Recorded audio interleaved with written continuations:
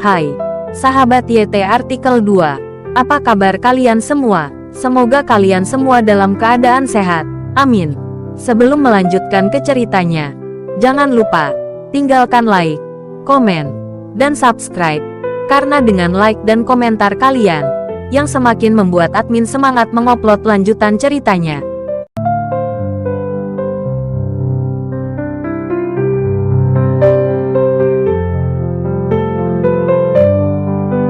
Episode 480. Kisah Aditya, anak bos besar yang berpura-pura miskin. Ada lebih dari 100 orang, yang merupakan area kegelapan yang sangat luas. Selain itu, orang-orang di bawah Dylan semuanya terlatih dengan baik, dan mereka jelas tidak sebanding dengan rakyat biasa. Momentum ini cukup membuat masyarakat merasa ketakutan. Tiba-tiba, hati Rianti yang menggantung benar-benar lega. Meski baru saja, kekuatan Aditya berada di luar batas, dan dia benar-benar menyiksa lawannya sampai pada titik di mana dia tidak dapat menemukan cara untuk mengalahkannya. Namun, bagaimanapun juga, dia kalah jumlah. Jadi Rianti masih cukup gugup. Tapi sekarang berbeda. Bala bantuan Aditya telah tiba, dan itu adalah Dylan. Ketika Nicholas melihat begitu banyak orang berkumpul di sekelilingnya, lelaki tua itu berkeringat dingin. Dia berpikir hanya karena dia mendominasi di Palu, dia sudah cukup hebat. Ada 20 atau 30 orang di bawah komandonya, cukup untuk mengendalikan Kabupaten Palu. Tapi dia tidak menyangka Aditya bisa memobilisasi begitu banyak orang. Tidak heran jika Nicholas takut. Ada lebih dari 100 orang, yang memang cukup menakutkan. Melihat seluruh provinsi, kecuali Tuan Wahyu di provinsi, tidak ada yang memiliki kekuatan sebesar Dylan. Tuan Aditya, saya tidak terlambat, kan? Dylan segera mendekati Aditya dan bertanya. Aditya mengangguk ke Dylan. Pada saat ini, ekspresinya sangat dingin. Malam ini, bisa dikatakan Aditya memiliki banyak amarah yang belum keluar. Nicholas sebenarnya menipunya ke Palu. Pertama untuk memainkan trik, lalu memeras 500 juta. Dan sekarang dia membawa Okta dan yang lainnya untuk mengejarnya. Kalau bukan karena kekuatannya, khawatir dia sudah lama mati di tangan sampah ini. Memikirkan hal ini, Aditya dipenuhi amarah, dan dia berdiri di sana tanpa mengucapkan sepatah kata pun. Dylan telah lama bekerja di bawah Aditya, jadi tentu saja dia cukup mengenal Aditya. Saat ini, ketika dia melihat Aditya terlihat baik, dia tahu bahwa Aditya sudah sangat marah. Saudaraku, bolehkah aku bertanya? Siapa kamu? Nicholas melihat ada sesuatu yang tidak beres dan berjalan menuju Dylan dengan cemas, menyebabkan dia tergagap. Tentu saja, dia tidak 100% yakin Dylan dan yang lainnya ada di sini untuk mendukung Aditya. Ingin tahu siapa aku? Dylan bertanya pada Nicholas sambil tersenyum dingin. Ya, menurutku kamu, saudaraku, juga bekerja di jalan yang sama dengan kami. Sejujurnya, aku Nicholas. Bos perusahaan BDM di Kabupaten Palu juga. Nicholas memaksa tersenyum dan melanjutkan ingin menjalin hubungan dengan Dylan. Bentak, tanpa mengucapkan sepatah kata pun, Dylan menamparkan Nicholas. Ah, teriak Nicholas setelah dipukuli. Dan satu sisi wajahnya langsung membengkak. Dasar bodoh, beraninya kamu menyinggung tuanku. Apakah kamu tidak sabar? Dylan menunjuk muka Nicholas dan memarahinya.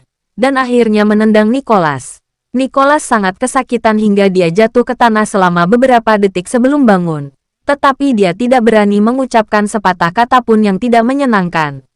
Pertarungan malam ini membuat Nicholas takut sampai kencing. Lebih dari 100 orang mengelilinginya, dan masing-masing memukulinya sampai mati. Lebih dari 20 orang di bawah Nicholas. Mereka semua berdiri di sana dengan jujur, dan tidak ada yang maju untuk membantu. Ketika Aditya sendirian sekarang, tidak satu pun dari orang-orang ini yang berani datang. Belum lagi situasi saat ini. Sial, itu sangat tidak berguna. Okta hampir mengutuk Nicholas. Diam-diam dia memarahi Nicholas karena tidak berguna. Jika dia tahu bahwa Nicholas sangat tidak berguna, dia seharusnya tidak memintanya untuk membantu menangani Aditya. Dylan, kamu pernah membantu Aditya melawanku ketika kita berada di Jakarta. Kenapa? Kamu masih bertekad untuk tidak cocok dengan keluargaku, kan? Okta berjalan ke Dylan dalam beberapa langkah saat ini waktu dan mengadakan pertunjukan. Dia tampak garang. Belum lagi, lelaki tua Okta cukup mengesankan ketika dia memamerkan kekuatannya. Tidak peduli apa, Okta masih menjadi tiran di Bandung. Dan dia pernah berada di Toraja pada tahun-tahun awalnya. Juga sebuah karakter. Namun, menurut Dylan, Okta, bajingan tua ini, terlalu ceroboh. Okta, jadi bagaimana jika aku melawanmu? Apakah kamu masih bisa menggigitku? Dylan berkata dengan dingin, lalu mengulurkan tangannya dan meraih kerah Okta. Okta hanya ingin bersembunyi, tapi sudah terlambat karena gerakan Dylan terlalu rapi, tidak baik.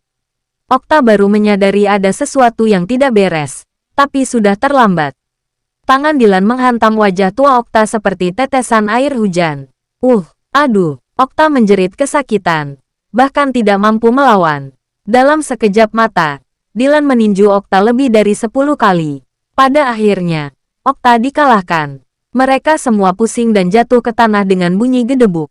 Donnie menyaksikan semua ini dari kejauhan. Dia sangat ketakutan bahkan tidak berani melangkah maju. Kegagalan total malam ini, bagaimanapun, dia bukan lagi lawan Aditya. Donnie tahu betul. Aditya berdiri di sana dengan ekspresi muram. Dia berkata kepada Donnie dan Ridwan, "Kalian berdua, kemarilah." Donnie dan Ridwan tertegun sejenak. "Tuan Aditya memintamu untuk datang ke sini. Apakah kamu tuli?" Leo berteriak keras dari samping. Donnie dan Ridwan hampir menyesalinya sampai mati. Jika mereka tahu bahwa mereka akan berakhir dalam situasi ini. Okta harus disarankan untuk tidak datang ke Palu. Tapi sudah terlambat untuk mengatakan apapun sekarang. Tidak ada obat untuk penyesalan di dunia.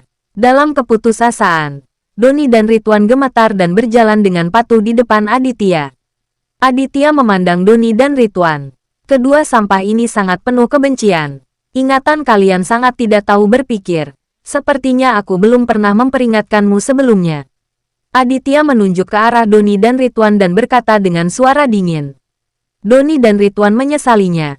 Tetapi mereka sangat membenci Aditya dan bahkan bermimpi untuk membunuh Aditya. "Tuan Aditya, beri kami kesempatan lagi. Kami berjanji di masa depan." "Diam." Sebelum Donnie selesai berbicara, Aditya menamparnya. Dengan sekejap, salah satu gigi tanggal. "Tuan Aditya, Anda..." Donnie memandang Aditya seperti orang bodoh. "Sudah terlambat untuk mengucapkan kata-kata ini sekarang," kata Aditya sambil mengedipkan mata pada Dylan.